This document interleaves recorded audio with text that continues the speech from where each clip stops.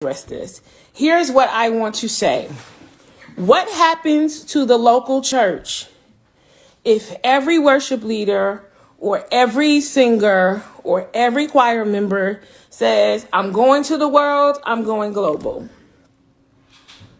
The local church is our first assignment. Our community is our first assignment.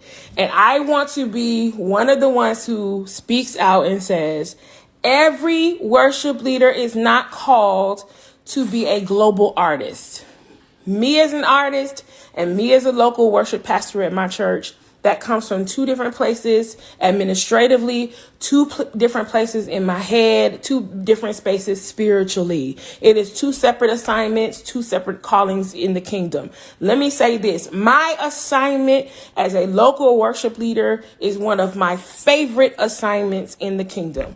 I love to serve God's people locally. I love to talk to Sister So-and-so every week. I love to see familiar faces that God has called me to. What happens to the local church if we all go to the world, if we all go global? God has called many of us to serve in a local capacity.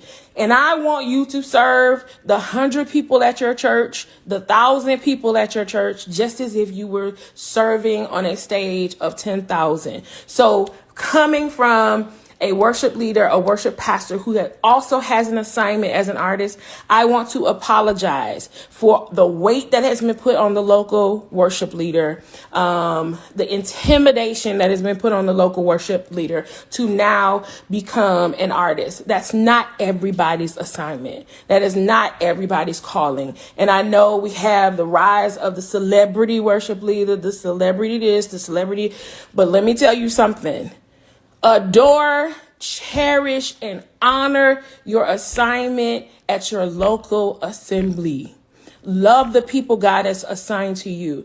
Me as a worship leader comes from the pastoral love that I have for God's people. There is nothing that I love greater than that in ministry than to serve at my local church. So I want to take that weight off. I want to repent. I want to apologize